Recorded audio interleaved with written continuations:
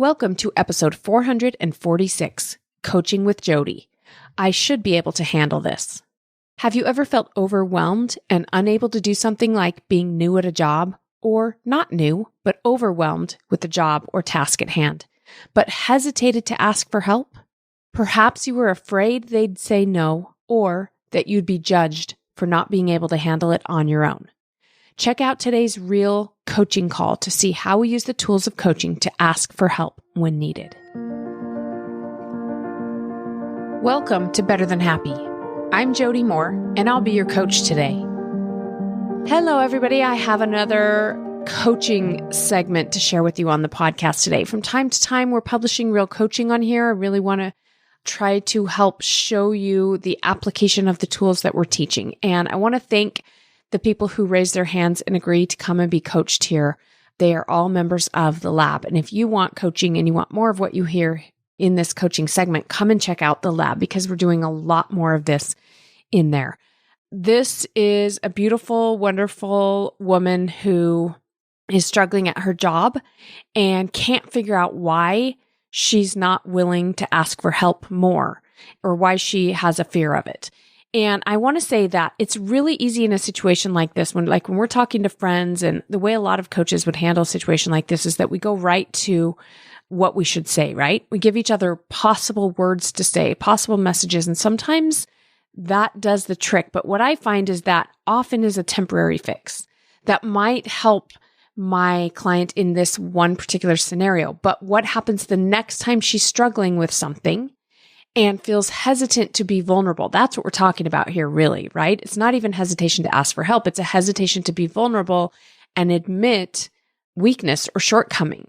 And so the coaching that we're going to do here is really meant to be more of an overall understanding of where that's coming from so that she can have some more leverage over herself in these types of situations. So I think whether you can relate to this directly or you know that there are instances when you are afraid of showing weakness or vulnerability, which is every single one of us, that you will get a lot out of today's coaching segment.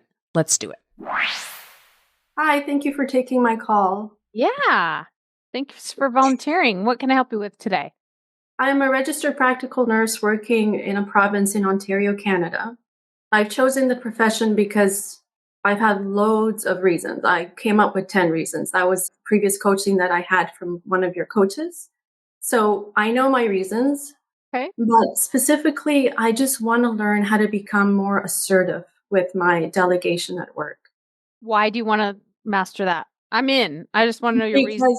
Because it's necessary. As a nurse, I'm tasked. I have so many things on my plate. It becomes overwhelming. And I've gotten to a place that, my job is overwhelming, but prioritize things and just get things one thing at a time done. And if new priorities come up, I'm flexible. Let's deal with that. But with things that, for example, being assertive with my coworkers is where I struggle. I want to get some help, some assistance. Yeah, I start doubting myself and I just get into the spiral and I don't end up asking for help. So that's, yeah. Okay. So when you say you want to be more assertive, one thing that you mean by that is you want to be more direct about asking for help. Or just even getting the nerve up to ask for help. Okay. What do you think right now? Why do you think you don't ask for help? I've written out a model because I find the model is very helpful to kind of pinpoint my actions and understand my thoughts, what I'm really thinking. So as a feeling, that's where I decided to start. I said, I just want to be assertive. Is that a feeling?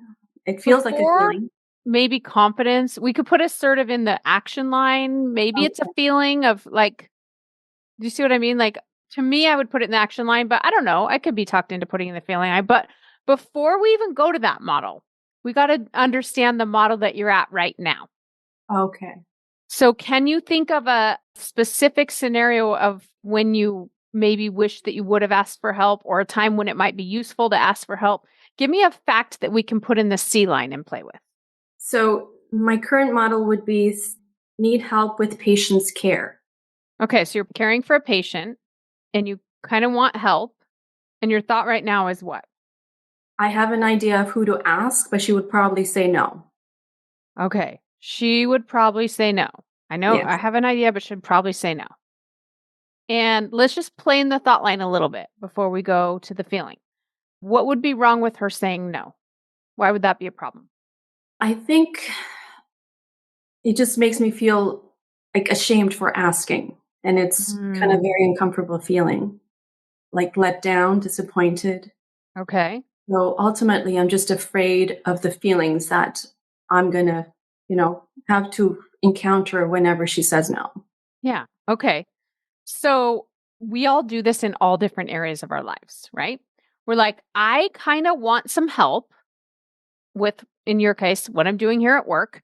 I could ask this person, this woman, but she might say no. So I will not ask her, guaranteeing that I don't have her help. That will be better, right? And then struggle and I'm exhausted at the end of the day, but I could have Because you asked don't for have help. help. Let me ask you this. Do your odds of getting her help go up or down if you ask her for help? Do the odds go up? The odds will go up if I The odds would actually. go up, right? Like there's a chance she might Mhm, say yes, mhm, or that she might say, I can't help you now, but I could in 10 minutes, or I can't help you, but I know this person can because I noticed they're not as busy. Like your mhm. odds of getting help go up significantly when you ask, which I know is why you're like, yeah, I want help being able to ask. But the reason I'm slowing it down like this, and we'll go there in just a minute, but we have to start here because your logical brain understands, but your subconscious brain, your lower brain thinks, no, this is dangerous. Asking for help is dangerous because we might have to feel ashamed or disappointed on the other side of it. It's a lot safer to just be exhausted at the end of the day, right? Mhm. Okay. So now let's dive into that just a little bit. If you asked her for help and she said no, you would only feel ashamed if you made it mean something negative about you. And you're not the only one who does this. Tell me, what do you think you would make it mean about you that would make you feel ashamed?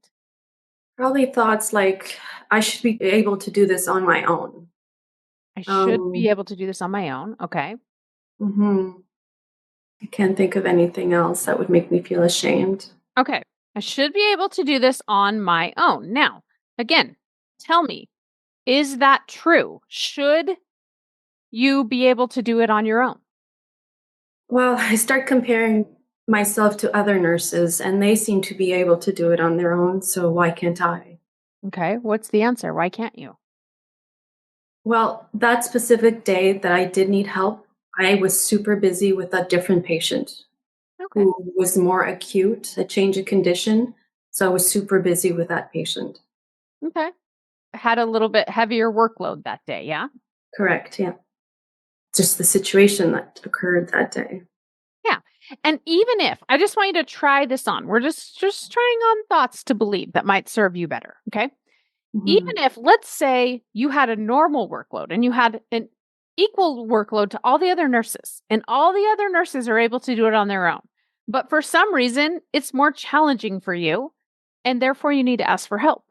There's still nothing wrong with you. Hmm. I mean, that's the reality. Like, just try it for a minute.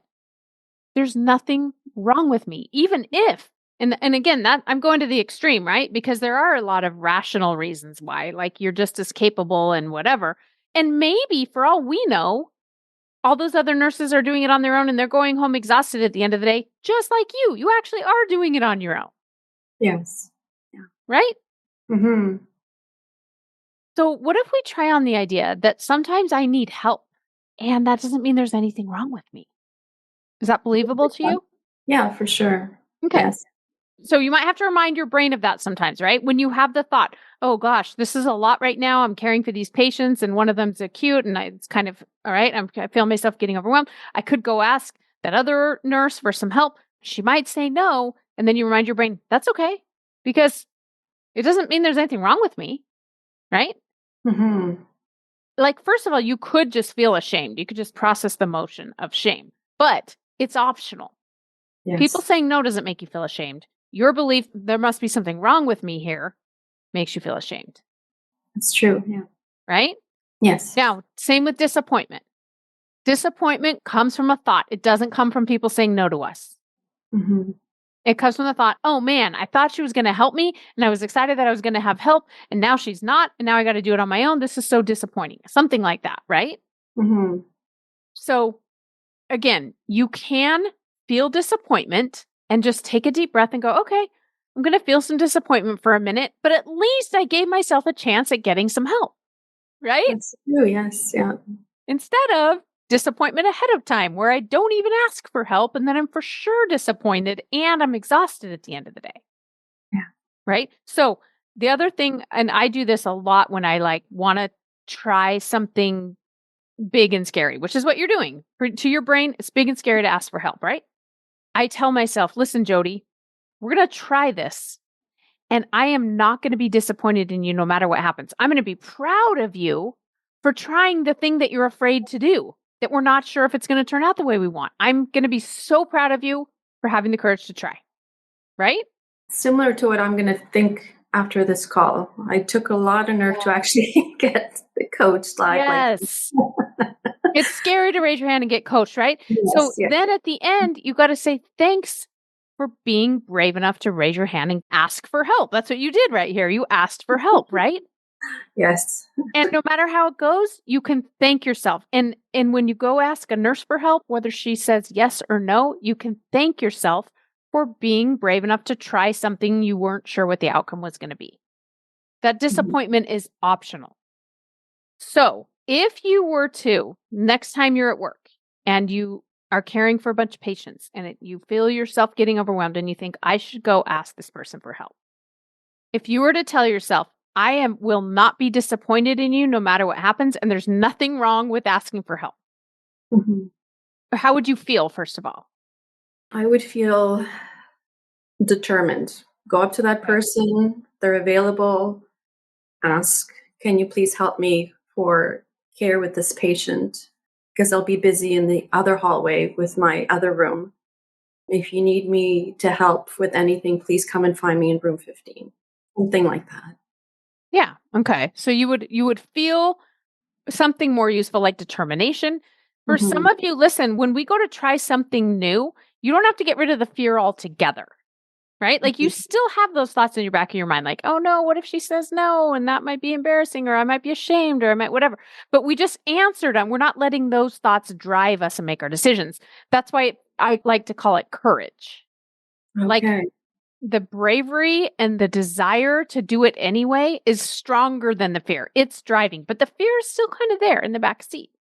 Mm-hmm. So you're going to be courageous. So don't think you're doing it wrong if you don't feel totally peaceful and confident. There's going to be a little fear there. And if they say no, you might have a little bit of disappointment or a little bit of shame. But what you're doing is you're choosing more intentionally. You're like, I'm proud of you. Thanks for being courageous. And it's okay that you needed help. And if you can just answer your brain that way, I promise those thoughts will become more natural and believable to you over time, whether you get yeses or nos when you ask for help. Mm-hmm. And eventually your brain will realize it's not dangerous at all to ask for help because whatever happens, we don't beat ourselves up on the other side of it. That's right. Right? Maybe a thought would be too, if she says no, I can just go find somebody else who's available. Right? Yeah. Yeah, you can write. It's not the end of the world. She might say no. And here's what it's important to remember. She's not saying no because of you. She's saying no because of what's going on for her. We Mm-hmm. take everything so personally, right? But if you just go, oh, she must be busy. I'll go try someone else. Yeah. Okay, here's the last thing I want to give you before you go is I find it sometimes useful to let myself own where I'm at instead of try to pretend that I'm further along. So if I was in your shoes, I might, when I ask for help, go, hey, I feel bad even asking you this. I feel like I should be able to handle it on my own. I'm kind of nervous even. I don't normally ask for help because I feel like I should be able to figure it out. And please feel free to say no if you can't. But is there any way you could come help me for a minute? Mm-hmm. You know what I mean? Like if you kind of own where you're at, it will help because you'll feel more authentic. Okay. And I don't mean that then we try to guilt her into helping. I would say it like, please say no if you're too busy, but I could really use some help. Is there any way you could jump in here for a minute? Like let yourself be messy and vulnerable and afraid in front of people even. Okay. It's totally okay. Mm-hmm. Okay? Yeah. Thank you so much for the yes. yes. Okay. Thank you. Take Bye-bye. care. Bye-bye. If you find the podcast to be helpful, you're going to love The Lab. In Better Than Happy, The Lab, we experiment with applying all of it in your real life. Whether you're in the middle of a challenge and ready for some relief, or you're ready to commit to pursuing your dream goals and making them a reality, come join me in The Lab at jodymore.com/The Lab. That's jodymore.com/The Lab.